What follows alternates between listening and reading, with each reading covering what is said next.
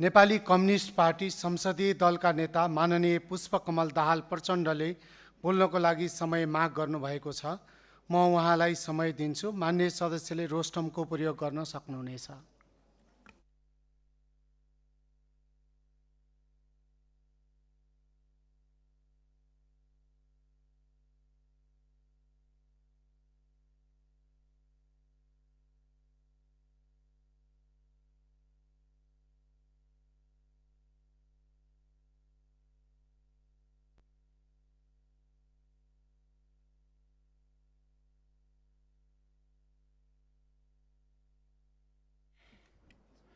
सम्मान्य सभामुख महोदय, सबभन्दा पहिला त म सभामुख महोदयलाई धन्यवाद भन्न चाहन्छु। मलाई नेपाली कम्युनिस्ट पार्टीको संसदीय दलको नेताको हैसियतमा उहाँले विशेष सम्बोधनको लागि समय दिनुभएको छ। तर मैले बुझेसम्म मलाई रोस्टम प्रयोग गर्ने र विशेष समय दिने कुरा संसदीय दलको नेताको हैसियत भन्दा पनि पूर्व प्रधानमन्त्री समेतको हैसियतमा हो भन्ने मैले बुझेको छु। यसको लागि पनि म सम्मान्य सभामुखज्यूलाई हार्दिक धन्यवाद भन्न चाहन्छु। लामो समय मैले सदनमा उपस्थित हुन सकिनँ। केही समय स्वास्थ्यमा आएको सामान्य समस्याको कारण, केही समय विदेश भ्रमणको कारण र यहाँबाट प्रकाशित सूचनाप्रति मेरो गम्भीर ध्यानाकर्षण भएको छ। आउने दिनमा त्यस्तो हुने छैन। म यो सम्मानित सदनमा त्यो कुरालाई आत्मसात गर्न चाहन्छु। अब मैले यहाँ धेरै लामो वक्तव्य दिने उद्देश्यले त आएको छैन, तर फेरि पनि अहिले देशमा घटिरहेका घटनाक्रमहरू र यहाँ सदनमा चलिरहेका बहसहरू, यो सबैको सन्दर्भमा केही कुरा मैले गम्भीर ध्यानाकर्षण गर्न आवश्यक ठानेर पनि म यहाँ केही कुरा भन्नको लागि उपस्थित भएको छु। सम्मान्य सभामुख महोदय, यस सन्दर्भमा सबै मान्य सदस्यहरूले राखे जस्तै म पनि सुनसरीको कप्तानगञ्जमा बोलबमको धार्मिक यात्राका सन्दर्भमा उत्पन्न विवाद चर्किएर जो दुःखद घटनासम्म पुग्यो र त्यसले कतै ठुलो साम्प्रदायिक विद्वेषको रूप लिने त होइन भन्ने चिन्ता सर्वत्र व्यक्त भइरहेको छ। यस सन्दर्भमा त्यहाँ मृतकप्रति ओम प्रकाश मेहताप्रति म पनि श्रद्धा व्यक्त गर्न चाहन्छु। सबै घाइतेहरूको शीघ्र स्वास्थ्य लाभको कामना गर्न चाहन्छु र यो समग्र घटना प्रक्रियामा सुरक्षा निकायको भूमिका के कस्तो रह्यो, के त्यहाँ त्यो स्तरको गोली चलाउनै पर्ने अवस्था थियो या थिएन, समस्या समाधानका अन्य उपायहरू र विकल्पहरूमा के कति पहल गरियो या गरिएन लगायतका सबै विषयमा विस्तृत अध्ययन गरी वास्तविकता बाहिर ल्याउन म सरकारसँग विशेष अपिल गर्न चाहन्छु। अहिले देशको समग्र राजनीतिक परिस्थिति त्यति सहज चाहिँ छैन। हामीले सदनमा पक्कै पनि तर्क वितर्क गरेका छौँ, आफ्ना मतहरू अगाडि राखेका छौँ, यो राम्रो कुरा हो। तर गत निर्वाचनमा जे भनेर हामी सहभागी भयौँ, निर्वाचनमा जे जसरी जनताले आफ्नो अभिमत प्रकट गरे, यस बीचका सरकारका क्रियाकलापले जनताको त्यो अपेक्षालाई सन्तुष्ट पार्न सकेको छैन। बरु दिन प्रतिदिन परिस्थिति अझ असहज हुने हो कि भन्ने चिन्ता व्याप्त भएको छ। म यो सुनसरी घटनाप्रति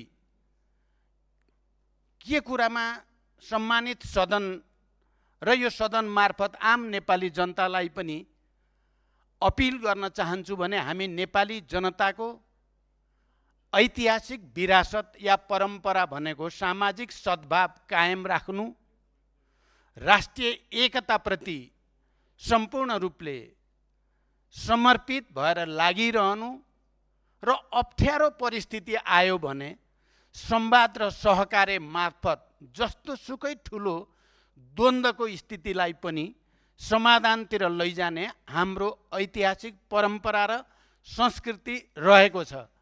अहिले सुनसरी मोरङ लगायत अन्यत्र पनि जे परिस्थिति देखा परेको छ, म आम नेपाली जनतालाई पनि अपिल गर्न चाहन्छु, हाम्रो त्यो गौरवशाली परम्परालाई स्मरण गर्दै यस खालका समस्या जो देखा पर्न खोजेका छन् तिनको पनि संवाद र सहकार्यको माध्यमबाट समाधान गर्ने र आम जनताको एकताको माध्यमबाट त्यसभित्र घुसपेट गर्न खोज्ने र परिस्थितिलाई अझ असहज बनाउन खोज्ने प्रवृत्ति, विचार र शक्तिलाई परास्त गर्न एकजुट हुन अपिल पनि गर्न चाहन्छु।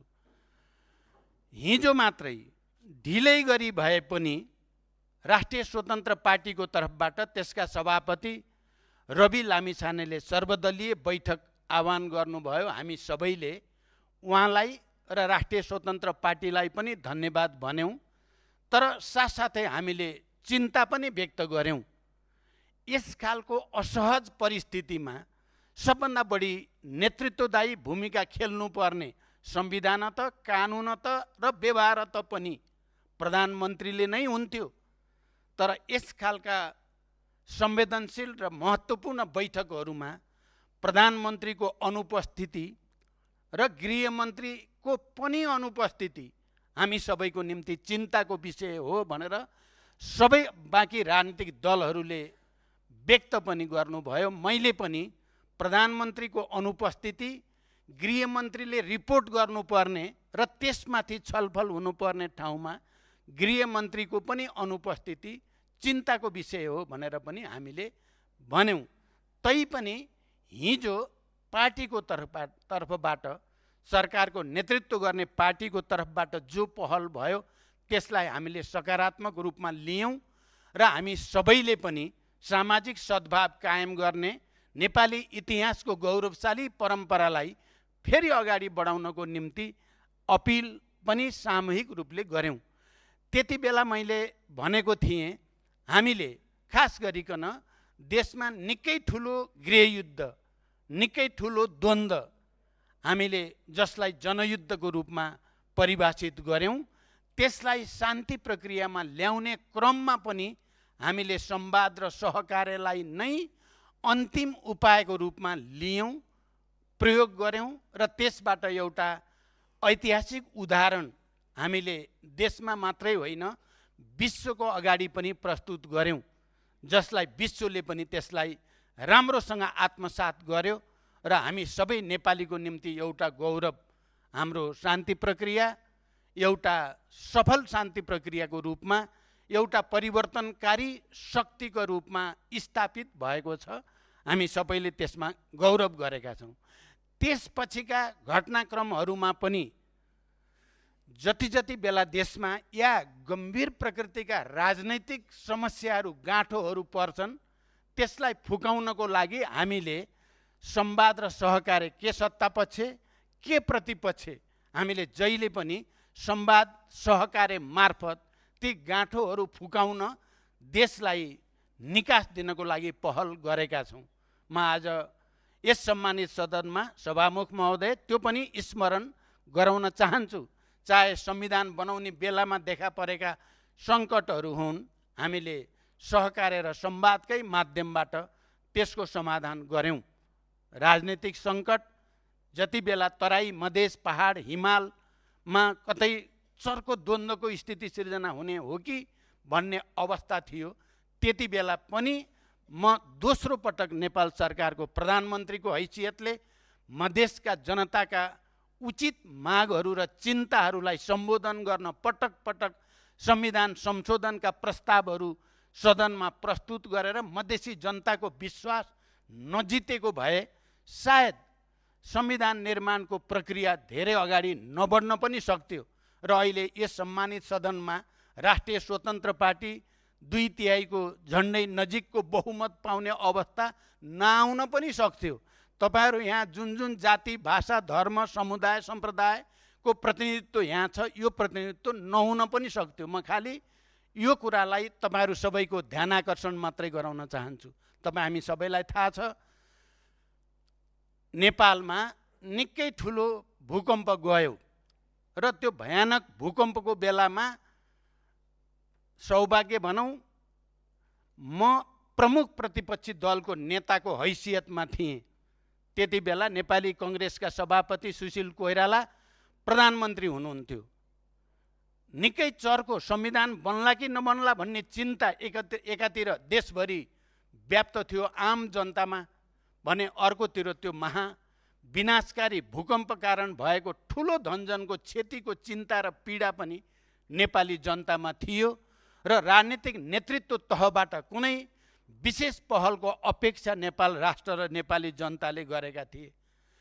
त्यति बेला मैले त्यति बेलाको सम्मानित सदनको रोस्टममा उभिएर प्रधानमन्त्रीलाई भनेको थिएँ, तपाईँ सत्ता पक्ष र प्रधानमन्त्री हुनुहुन्छ, म प्रतिपक्षी दलको नेता छु। आजबाट मैले प्रतिपक्षी दलको नेताको हैसियतमा होइन, यो राष्ट्रका अगाडि देखा परेका गम्भीर सङ्कट र समस्या समाधानको निम्ति तपाईको सरकारको सहयोगीको रूपमा भूमिका खेल्नेछु भनेर भनेपछि नै संविधान निर्माणको प्रक्रियाले नै गति लियो। भूकम्पबाट पीडित जनतालाई राहत, उद्धार र पुनर्स्थापना गर्ने कामले पनि गति लियो। सायद तपाईहरूमध्ये कयौँलाई सम्झना होला, जानकारी होला, तपाईहरूले नोट पनि गर्नुभएको होला। प्रधानमन्त्री सुशील कोइराला र प्रतिपक्षी दलको नेता म स्वयं एउटै वाहनमा हामी धेरै ठाउँ घुमेका छौँ र जनताको पीडामा मलमपट्टि लगाउने त्यति बेला हामीले सकेको कोसिस गरेका छौँ। त्यसै गरी निकै ठुल्ठुला बाढी पहिरोबाट क्षति, धनजनको ठुलो क्षति भएको बेलामा पनि हामीले अझ भन्नुहुन्छ भने मैले त्यति बेला यो परिवर्तनको एउटा वाहकको हैसियतले, शान्ति प्रक्रियाको एउटा हस्ताक्षरकर्ताको हैसियतले, सङ्घीय लोकतान्त्रिक गणतन्त्र स्थापनाको एउटा नेतृत्वकर्ताको हैसियतले मैले नै पहल गरेर त्यस खालको अवस्थामा पनि राष्ट्रिय एकता सुदृढ गर्ने, संवाद र सहकार्यको माध्यमबाट अगाडि आउने पहल गऱ्यौँ र त्यसले सकारात्मक उदाहरण पनि प्रस्तुत गर्यो। सभामुख महोदय, अहिले पनि देशको राजनीति सहज भएको छैन। मैले यो कुरा यहाँ भन्नै पर्छ, राजनीति सहज भइसकेको छैन। जनताको अपेक्षा थियो, एउटा भाष्य बन्यो, नयाँ र पुरानाको भाष्य। म त्यसमा अहिले बढी जान चाहन्न। जे भए पनि नेपाली जनताले एउटा आशा र अपेक्षाको साथ राष्ट्रिय स्वतन्त्र पार्टीलाई अत्यधिक बहुमत प्रदान गर्यो। सुशासनको पक्षमा, सामाजिक न्यायको पक्षमा, आर्थिक विकास र समृद्धिको पक्षमा एकपछि अर्को काम हुँदै जाला भन्ने आशा अपेक्षाबाट विगतमा भएका व्यथिति र अराजकता, जसलाई मैले त्यति बेला पनि भन्ने गरेको थिएँ, व्यथिति र अराजकताको जिम्मेवारी राजनीतिक नेतृत्वले लिनुपर्ने हुन्छ। भएका राम्रो कामको जस पनि लिनुपर्ने हुन्छ, नराम्रो कामको अपजस पनि लिनुपर्छ भनिएकै थियो। सुशासन, सामाजिक न्याय र आर्थिक समृद्धिको यात्रामा हामी अगाडि बढ्दै थियौँ। अहिले जनताको अपेक्षा अनुसार काम नभएको भन्ने कुरा जताकतै सुन्न थालिएको छ। मैले यही रोस्टमबाट पहिलोचोटि भन्दा सरकारलाई केही सुझाव, केही टिप्पणी र केही सामान्य आलोचनाको रूपमा मात्रै कुराहरू राखेको थिएँ र मेरो अपेक्षा थियो आउने दिनमा सरकार एकपछि अर्को गम्भीर र जिम्मेवार पूर्ण कदम चालेर नेपाली जनताको आशा अपेक्षा पूरा गर्न अगाडि आउनेछ। तर यसबीचका क्रियाकलाप त्यस प्रकारका रहेनन्। बडो गम्भीर ढङ्गले म भन्न चाहन्छु, त्यस खालका रहेनन्। बरु एकपछि अर्को नकारात्मक उदाहरणहरू बन्दै गए। चाहे त्यो सुकुम्बासी प्रकरणको कुरा होस्, चाहे त्यो ट्रेड युनियनसँग सम्बन्धित अधिकारको कुरा होस्, चाहे त्यो विद्यार्थीसँग सम्बन्धित कुरा होस्, चाहे नेपालको भौगोलिक सिमानासँग सम्बन्धित कुरा होस्, म लामो व्याख्यामा जान खोजिराखेको छैन। सिमानाको कुरा होस्, राष्ट्रिय स्वाधीनतासँग सम्बन्धित सबभन्दा संवेदनशील प्रश्नको बारेको कुराहरू हुन्, या लगानी, उत्पादन, रोजगारी, पुँजीगत खर्च, राजस्व सङ्कलन, बजारको विकास लगायतका कुरा हुन्, चाहे कर प्रणालीसँग सम्बन्धित कुरा हुन्, जनता जनपछि झन झस्केको जस्तो सरकारले राम्रो गर्ला भनेको त फेरि अझ कतिपय बेला त तपाईहरुले भन्ने गरेको पुरानाहरूभन्दा पनि पछि पर्ने हो कि भन्ने चिन्ता पनि व्यक्त भएको छ। म अझै पनि चिन्ताको साथ भन्दैछु, मान्य सदस्यहरू, यस खालका कुराहरू पनि देखिएका छन्। अनि संविधान संशोधनको कुरा, लोकतन्त्र सुदृढीकरणको कुरामा जसरी सरकार प्रस्तुत भयो, त्यसले कहीँ कतै यो संविधान जो हजारौंको बलिदानबाट र धेरै ठुलो त्याग र तपस्याबाट, लामो सङ्घर्षबाट प्राप्त भएको समावेशी लोकतन्त्र सहितको संविधानलाई पुनर्लेखनै गर्न खोजिएको त होइन, या संविधानलाई कुनै न कुनै रूपले अझ पछि कमजोर पार्ने उद्देश्यद्वारा अगाडि बढेको त होइन भन्ने प्रश्न पनि आम जनतामा अहिले देखा पर्दै गएको छ। त्यसै गरी लोकतन्त्रको मामिलामा सरकारका काम कारबाहीहरूले कतै निरङ्कुशतातिर जाने त होइन भन्ने चिन्ता पनि व्यक्त भएको छ। तपाईँ हामी अहिले हेर्यो भने चाहे तराई मधेसमा हेरौँ या माइती घर मण्डलामा दिनदिनै जस्तो विभिन्न रूपमा, कहिले लघुवित्तको नाममा, कहिले दलितहरूको नाममा, कहिले के समुदायको नाममा हुने गरेका विरोधहरूलाई हेरौँ, ती सबैले के देखाउँछ भने कहीँ न कहीँ स्थिति गम्भीर छ। म लामो व्याख्या नगरी जसरी यो सरकार बन्ने अवस्थासम्म आयो, कतै कसैले, यो मेरो चिन्ता मात्रै हो, मेरो अहिले निष्कर्ष र कसैमाथि आरोप होइन, त्यो ढङ्गले नलियोस्, यो सरकारलाई पनि फेरि असफल साबित गर्ने, यो सरकारले पनि शान्ति सुरक्षा कायम गर्न सकेन, जनताको आर्थिक विकास र समृद्धिको आकांक्षा सम्बोधन गर्न सकेन, यो सरकारले पनि सुशासन कायम गर्न सकेन। त्यसकारण नेपाललाई असफल राष्ट्र बनाउने र अर्को ठुलो दुर्घटना त हुने होइन भन्ने गहिरो चिन्ता म तपाईहरुको अगाडि व्यक्त गर्न चाहन्छु। यस अर्थमा यो सरकारलाई असफल हुने छुट पनि छैन। तपाईहरु असफल हुनुभयो भने तपाईहरु मात्रै असफल नहुने, नेपाल राष्ट्र नै असफल हुने खतरा छ।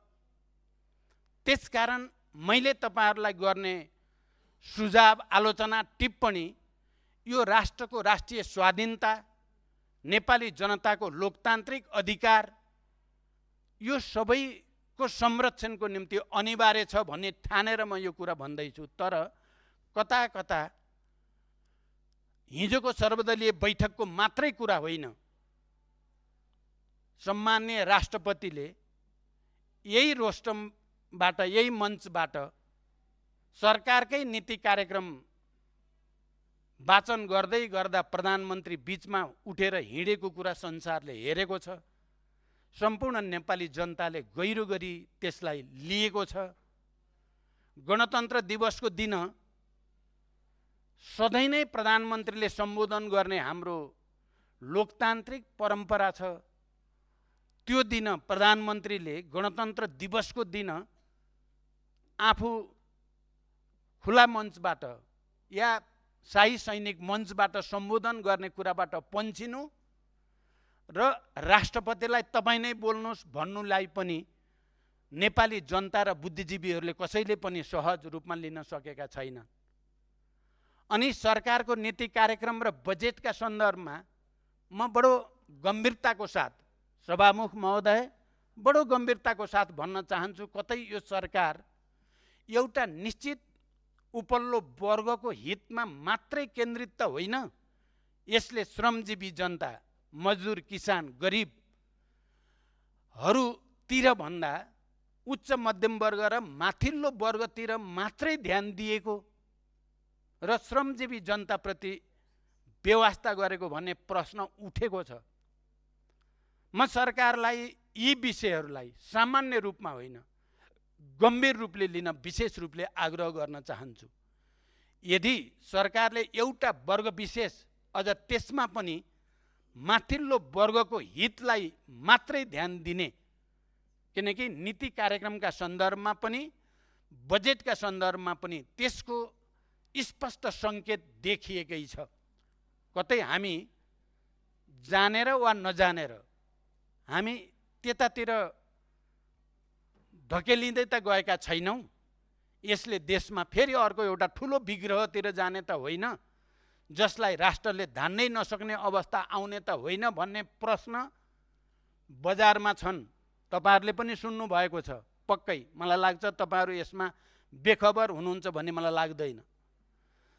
मेरो चिन्ता फेरि पनि के छ भने त्यस्तो भयो भने यो राष्ट्रले थेग्न नसक्ने अवस्था आउने हो कि, किनभने एक थरी मानिसहरूलाई हामीले विश्वको अहिले भू राजनीति जसरी अगाडि बढेको छ त्यो विश्वको जियोपोलिटिक्सले हाम्रो जस्तो कमजोर र एउटा निश्चित भू राजनीति भएको देशलाई आफ्नो पकडमा र यस मार्फत अन्तर्राष्ट्रिय रूपमा आफ्नो वर्चस्व कायम राख्ने खतरा बढी छ। मैले पहिलोचोटि यो सम्मानित सदनमा बोल्दा पनि त्यो कुरा थोरै सङ्केत गरेको थिएँ।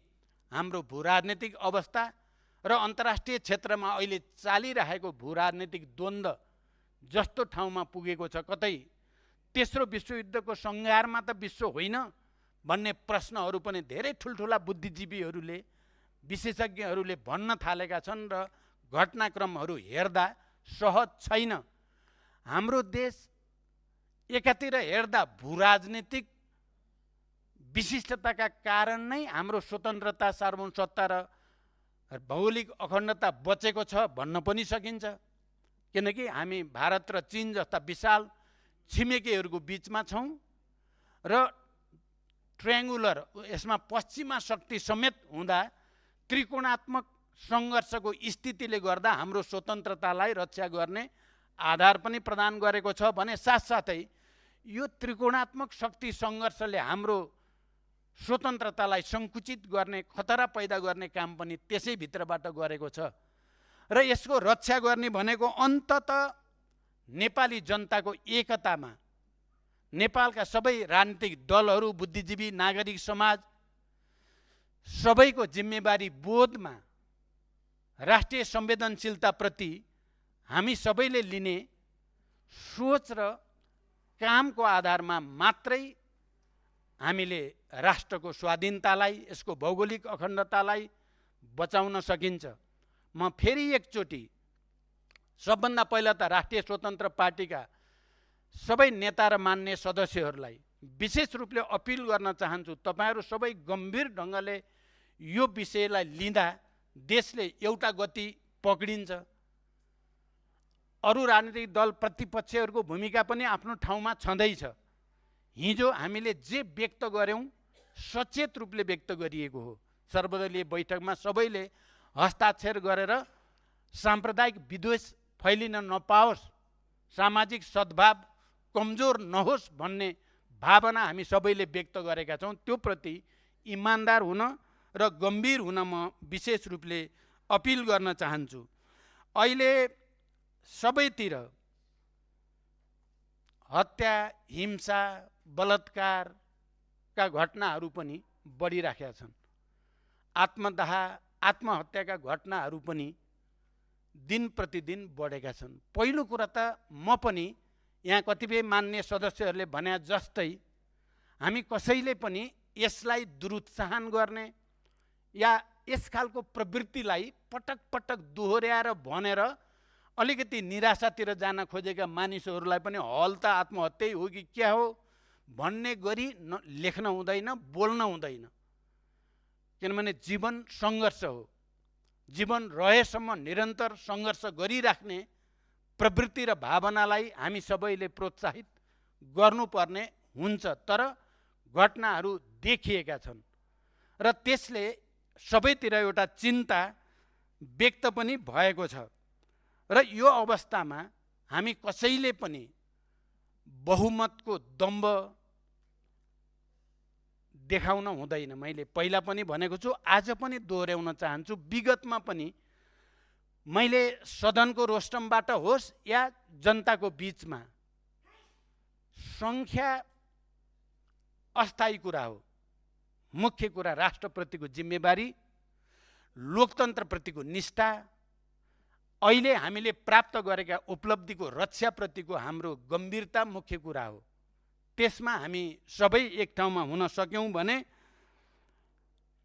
त्यसले जनतामा एउटा विश्वास दिलाउन सक्छ। पक्कै पनि जनतामा प्रश्नहरू छन्, निराशा पनि छन्, असन्तुष्टि पनि छन्, तर हामी सबैको जिम्मेवारी जनतालाई उत्साहित बनाउने, आशावादी बनाउने, उनीहरूलाई अगाडि बढ्न उत्प्रेरित गर्ने जिम्मेवारी हाम्रो मुख्य जिम्मेवारी हो। राजनीतिक नेतृत्वको जिम्मेवारी, यस सम्मानित सदनमा जनताको प्रतिनिधित्व गरेर आउने सबै मान्य सदस्यहरूको जिम्मेवारी त्यो नै हो भन्ने मलाई लाग्छ र त्यो दिशातिर हामी सबै लागौँ। मलाई थाहा छैन यस्तो किन भयो, यस्तो किन भइराखेको छ। म यो कुरा पनि यो रोस्टमबाट खास गरी प्रधानमन्त्री बालेन शाहज्यूलाई भन्न चाहन्छु। नेपालमा विगतका धेरै अनुभवहरूबाट गुज्रेका नेता र बुद्धिजीवीहरू र विज्ञहरूको विशाल पङ्क्ति छ। ठुल्ठुला अप्ठ्यारा परिस्थितिहरूलाई निकास दिने हैसियत, क्षमता राख्ने नेताहरूको पङ्क्ति छ। सुशासन, सामाजिक न्याय र समृद्धिको निम्ति लड्ने नेताहरूको पङ्क्ति पनि छ। लोकतन्त्रको निम्ति झन्डै 70 वर्षदेखि जेल नेल यातना थुप्रै थुप्रै भोगेका नेताहरूको पङ्क्ति पनि छ। उनीहरूको अनुभव लिन, उनीहरूसँग सहकार्य गर्न, उनीहरूसँग संवाद गर्न प्रधानमन्त्रीलाई केले रोके होला मलाई अनौठो लाग्छ। उहाँले, म आफैलाई भन्न चाहन्छु, उहाँले मलाई बोलाएर एकचोटि तपाईँले पनि भ्रष्टाचारको विरुद्ध लड्छु भनेर सुरु त गर्नुभएको थियो, केले तपाईँलाई सफल हुन दिएन भनेर सोधे पनि त हुन्थ्यो। केले रोके उहाँलाई? आफ्नै अहङ्कारले रोके हो कि म पर्याप्त छु, मलाई कोही चाहिँदैन भन्ने खालको हो कि? यदि त्यसो हो भने त्यो दुर्भाग्यपूर्ण हो। चाहे नेपाली कङ्ग्रेसमा भनौँ या नेकपा एमालेमा भनौँ या अन्य राजनीतिक दलहरूमा पनि आफ्ना धेरै सङ्घर्षका अनुभवहरू छन्, जुन तपाईँहरूको सरकारको लागि धेरै ठुलो सहयोगी हुन सक्छन्। ती अनुभवहरू, त्यो अनुभव लिन कन्जुस्याइ गर्नुपर्ने कुनै कारण छ र? मलाई लाग्छ त्यस्तो जति उदार मनले काम गर्न सक्यो त्यति देशको पनि, जनताको पनि, तपाईँहरूकै पनि हित हुनेवाला छ। तपाईँहरू जति संवादबाट टाढा जानुहुन्छ, जति प्रतिपक्षहरूलाई अवमूल्यन या अपमानित गर्नुहुन्छ या जनताको एउटा वर्ग तह तबकालाई व्यवस्था गर्ने कोसिस गर्नुहुन्छ, त्यति राष्ट्र पनि, जनता पनि र तपाईँहरू पनि, हामी सबै अप्ठ्यारोमा पर्छौँ भन्ने कुरा पनि म भन्न चाहन्छु। मैले अहिले देखा परेका अरू थुप्रै घटनाहरूको लामो व्याख्या गर्न सकिन्छ। अहिले म त्यतापट्टि मैले सुरुमै भने म जान चाहन्न। दुनियाँमा अप्ठ्यारो पर्दा मानिसहरूले ज्यान फाल्ने गरेका थुप्रै उदाहरणहरू छन्। हामी सबैलाई थाहा छ, दोस्रो विश्वयुद्धमा आफ्नो पराजय भइसकेपछि हिटलरले पहिला आफ्नो प्रेमिकालाई गोली हानेर र पछि आफैलाई गोली हानेर आत्महत्या गरेको घटना त हामी सबैले पढेकै छौँ। यसलाई एउटा नकारात्मक परिघटनाको रूपमा हेर्यो भने थुप्रै व्यक्तिहरूले यो विषयमा दार्शनिक रूपले लेखहरू पनि लेखेका छन्। मान्छेले आफ्नो जीवनको औचित्य समाप्त भयो भन्ने ठान्यो भने उसले मृत्युवरण गर्न पाउँछ कि पाउँदैन? अहिले भर्खरै पनि एउटा ठुलो बहस युरोपमा चलेको छ। एकजना एउटा अस्पतालमा डाक्टरले बिरामीलाई उसको स्वइच्छाले मृत्युवरण गर्न दिने भनेर औषधिको प्रयोग गरेको भन्ने कुराले निकै ठुलो बहस जन्माएको छ। मेरो तात्पर्य के चाहिँ हो भने यी सबै उदाहरण र घटनाले मानिसहरूलाई आत्महत्या आत्मदाहतिर दुरुत्साहन गर्ने, त्यसलाई प्रेरित गर्ने काम गरिनु हुँदैन। त्यो अमानवीय हुन्छ। त्यो मानव जातिको विकास, समाजको हित विपरीत हुन्छ। त्यसकारण त्यसलाई हामीले पक्कै पनि प्रोत्साहित गर्न हुँदैन। तर यसको अर्थ सरकारले फेरि यसका पछाडिको कारण के छ भन्ने कुराको गहिरो खोजी नीति गरेर यस खालका घटना दोहोरिन नदिन के उपाय अपनाउनु आवश्यक छ भन्ने कुरा खोज्नु भने फेरि बिल्कुल छोड्न हुँदैन। निरन्तर यस खालको समस्याको समाधानको निम्ति आफ्नो ठाउँबाट प्रयास गरि नै राख्नुपर्ने हुन्छ। यी सबै सन्दर्भसहित म अन्तिममा अहिले फेरि एकचोटि नेपालको राष्ट्रिय स्वाधीनताको रक्षाको निम्ति, नेपालको भौगोलिक अखण्डताको रक्षाको निम्ति, नेपाली जनताको सार्वभौम सत्ताको सुदृढीकरणको निम्ति हामी सबैले भन्ने गरेको सुशासन र समृद्धिको आकाङ्क्षा सम्बोधन गर्नको निम्ति हामीले एकताबद्ध पहल गर्न जरुरी छ। म तपाईँ राष्ट्रिय स्वतन्त्र पार्टीका मान्य सदस्यहरूलाई र सम्माननीय सभामुख महोदयलाई पनि प्रधानमन्त्रीले कतिपय अभिव्यक्तिले असहज बनाएको छ भने प्रधानमन्त्रीले स्पष्टीकरण दिनुपर्छ। यो सदनमा उभिएर यो एउटा लोकतान्त्रिक परम्परा हो, यसलाई भाँच्ने कोसिस नगरियोस्, यसलाई उल्ट्याउने कोसिस नगरियोस्। तपाईहरू मार्फत म सम्माननीय प्रधानमन्त्रीजीलाई गम्भीर ध्यानाकर्षण गर्न चाहन्छु। तपाईँ आएर यहाँ स्पष्टीकरण दिएर तपाईँ सानो हुने होइन, बरु तपाईँको कद अझ माथि जान सक्छ। तपाईँले प्रतिपक्षहरूसँग संवाद गरेर तपाईँको कद सानो हुने होइन, बरु बढेरै जान्छ।